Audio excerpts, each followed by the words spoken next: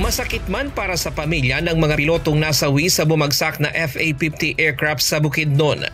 Kailangan nilang tanggapin na bahagi ito ng tungkulin sa bayan ng kanilang kaanak. Isa sa mga piloto ng bumagsak na fighter jet, si First Lieutenant April Jan A.J. Dadulia. Pangalawa si A.J. sa tatlong magkakapatid. Mag-6 na taon na rin sana ito sa serbisyo at ikakasal na sa susunod na linggo. Ayon sa kanyang panganay na kapatid na si Jovenel, Sabado nang huli niyang makachat si AJ. Last ko siyang nakausap, hindi kasi kami nagtatawagan, sa chat lang. I think that was Saturday. Nagtatanong siya kung bibilhan ba namin ng wheelchair yung papa namin para mabilis yung pag-transport sa susunod na linggo para sa kanyang kasal.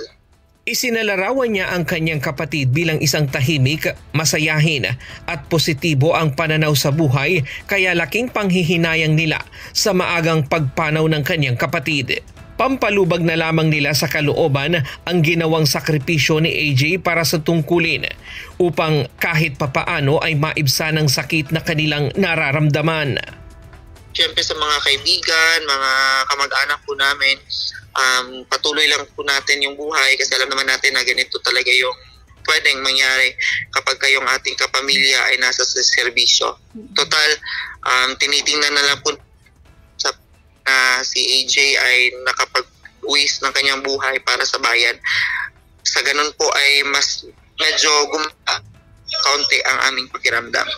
Nagpahatid din ito ng pasasalamat sa lahat ng tumulong sa paghahanap sa kanilang kapatid at sa Philippine Air Force. Unang-una gusto ko lang po talagang magpasalamat sa lahat ng mga tumulong para mahanap yung aking, lalong-lalo na po sa Philippine Air Force, yung mga sundaluhan po. Naghanap kahit na ulan, kahit na malamig at gabi na ay hinanap pa rin nila yung aking kapatid. Kasama na rin po ng mga civilian workers. Samantala, ayon sa 4th Infantry Division ng Philippine Army, nakuha na sa crash site ang mga labi ng 2 piloto kahapon. Yes, successfully extracted na po siya around midnight. Around 1 a.m. na ilabas na po siya from crash site going to pick-up point in Pangantukan sa munisipyo ng Pangantukan, Bukidnon.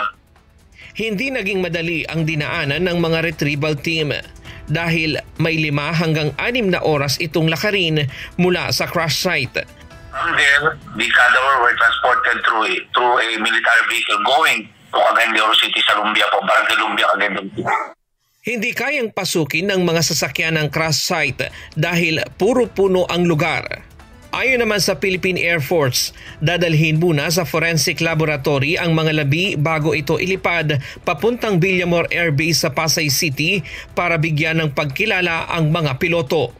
Inaasahang bukas ng tanghali o sa Sabado pa maililipad ang mga ito papuntang Villamor Air Base sa kampo ng Air Force. We are in constant communication with the families right now. The final interment details, wake details are not yet finalized. But what we can confirm is that the Philippine Air Force will be, in coordination with the family, will be bringing in the remains of our aircrew in Villamor Air Base by tomorrow or Saturday morning.